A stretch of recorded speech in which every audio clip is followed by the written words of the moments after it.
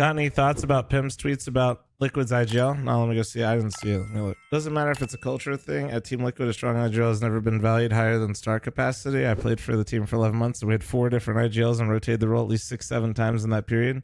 When Liquid dominated for 65 days, you know, test that to the IGL and Nitro. Kinder was a wild card. Bring him in. Bringing back Nitro from Valorant was a wild card. I thought the signing of Cadian was an end to that. Realization that strong modern IGL was needed. The star players rule Liquid. They rely on them more than ever. Yes. No, he's absolutely right. I mean, it's back to what I was saying earlier today, which is players make roster decisions. That it's as simple as that. Like, I guarantee you, Cadian went in there. People had disagreements, and if there were more people that agreed with somebody else than Cadian, then guess what? Then you're gone, because that's how nobody manages these rosters, really. Not like that. This isn't, these aren't like traditional sports. I'm not saying that's good. I'm just telling you how it is, which is these players and on each team is making every single decision for that roster. And then the org is basically just like seeing what they can do to facilitate it. Like the only exception really in my mind, when I look at like these top teams in the world, the only exception that I know of at least, and that I would say doesn't involve that, is Navi. Shouldn't orgs enable the coaches? That's kind of weird. Listen, bro, if it's not telling enough that they're probably going to be dropping Zeus, that's currently the rumor. I think that should answer your question. They definitely don't have any sort of power in those types of things. And yeah, I don't know many that do. I would say Navi is the only organization where like the coach actually has authority, where it's not being run by the players. You know, if some of these players are not happy with the situation or like want to cut somebody and Blade doesn't, they're not going to move. And every other roster is different from that. Like, people are going to talk about Cadian with Heroic and Liquid now, but I'm telling you, every roster move is basically somebody doesn't like somebody or doesn't think they're the right fit. And if they get enough people, it's, you know, it's literally politics. Like, it's just, oh my God, you know, we're... Can we do this? You know, it's like there's 3 of us against 2 of you. We win. You're cut. You're gone. Is it bad that it's player run? I would say so, yeah. I think it's incredibly unhealthy. I think these team environments are horrific. Dude, imagine you're in a competitive environment and like you're talking to your teammate and you want to tell them something, but that teammate now potentially has people on his side and you know it. And like you guys get into a conflict that doesn't get resolved in a healthy way. And all of a sudden that person's maybe he's the star player that you just had beef with, but you're entirely right in what you're saying. But the star player doesn't like what you said, and the star player has the organization's ear. You're gone. I mean, dude, look at Alexi B. Somebody just mentioned Alu Pepe Laugh in YouTube chat, and I'm like, it just triggered that in my mind. Fucking Alexi B IGL'd ends from absolutely fucking nothing to the final of a major. Alu made 2 calls during the major as a secondary IGL and is the popular guy on the team. And they dropped Alexi, dude. Like that's how this stuff works. Like that's how all of this shit works. These teams need onboard therapists like Company in the show Billions. You know what's worse is Liquid literally has a full-time sports psychologist with that fucking roster, and this happened in 6 months. He's even listed as on the team, bro. Proud home of NAF, Twist, Ekinder, Cadian, Skulls, Coach Zeus, and Mind Body Esports, dude. Like, I'm just saying, like, this happens in every team, whether you realize it or not. All roster moves are because somebody doesn't like somebody. I'm just straight up trying to tell you how this shit works. There's no GMs. Coaches don't have authority.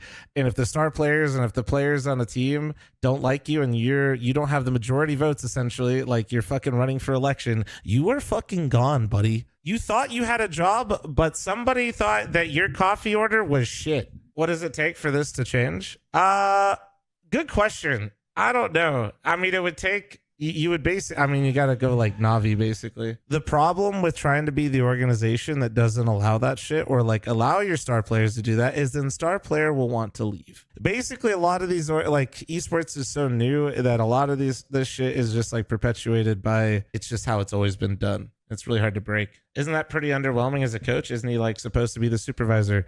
Yeah, I mean, coaches should have authority. The problem is, I'm telling you, is organizations just don't empower their coaches. If the organization doesn't support the coach, then it doesn't matter, right? Where the Valorant has GMs and CS still doesn't. I'm not going to like speak up about a different scene entirely. I don't know. I didn't know they had GMs, but I could tell you from at least keeping in contact with some of the players that I have, they don't do anything.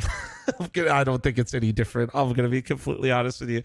I think they have general managers that sign people, and are in charge of managing players in that sense. But I guarantee you, when it comes to making the actual decision, majority of rosters also work this way in Valorant as well. M80 has a general manager for their CS team. This guy, he was in the video. I'm pretty sure, you know, he acts as like the general manager for both. I'm telling you, they do more of like, okay, hey team, who do you guys want to sign? Give me your list. And then they try to just figure it out. Heka's GM of G2. Yeah, and dude, I think it's very obvious that I think G2 is a great example with the JKS Nexa move, that probably players are making decisions and somebody isn't actually sitting there going like, that's a great idea. Esports is a massive facade around a core of a bunch of gamers running around doing what they've always done.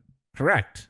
No, you're literally right. It is a bunch of people that put on their LinkedIn that they like are professional, they get signed, everything operates the way that they do, but somebody just kind of now is the middleman of the entire situation, and it just kind of like looks more professional, but it's just this, it's the same shit, different day, man. And don't get me wrong, like pro players should have input, you know what I mean?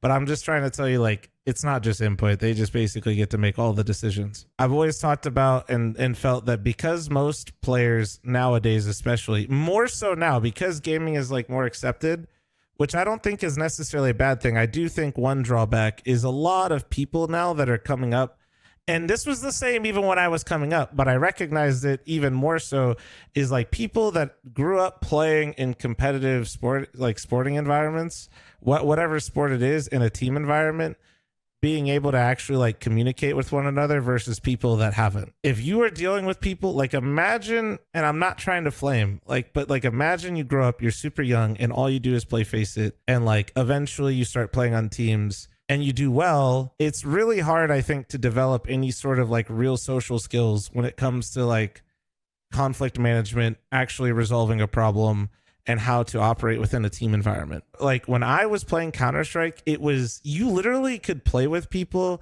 in a team or in pickup games, and I could tell you most of the time if somebody had played a sport or not, based purely on the reaction of you saying something to them. And this, I think, exaggerates the problem more when you talk about like players having a lot of the power, is a lot of these players just cannot manage their emotions inside like any sort of team environment in a healthy way at all. And it gets worse. Nobody tells them they're fucking stupid.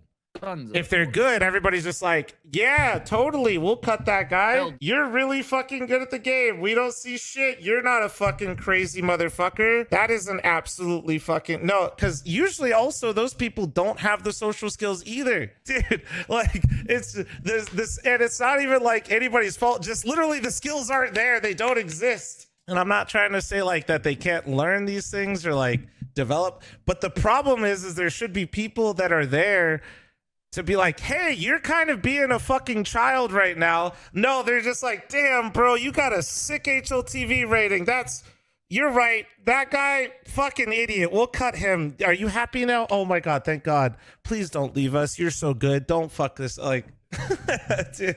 And it's not exclusive to Counter-Strike or anything like that. But this is just like kind of, and it's not like a generational thing. I just, like I said, even when I was playing back when dinosaurs roamed the earth, this was a problem. It's just funny because the years I've played CS, it just hasn't changed. It's only gotten worse because, like I said, because it's become more accepted, which is a good thing. The downside is that same problem has just gotten worse. Good luck trying to fix it. I don't know. And I'll be honest, dude, I used to suck at it too, but that's what I'm saying is like I learned it in hockey. Like, you know, my biggest issue being Midwestern boys, I used to like apologize all the time, and I still do, but like in team environments, I would sometimes take it personally, like when I was making a mistake on the ice or something. And like I would have teammates that weren't afraid to just like tell me like, bro, you fucked that up. And it's like, dude, you know what? Like eventually you just realize it's like, you're right. And then you just fucking fix it. Like that's, and there's no like beef, you know what I mean? Like you just fix it. But it, like I learned that through playing hockey, and it took, you know, I didn't learn it instantly. It took a lot of time. And I had coaches around me and people that were, you know, that are all on the same team trying to figure something out on a collective goal. I think really people just struggle with so many aspects of that.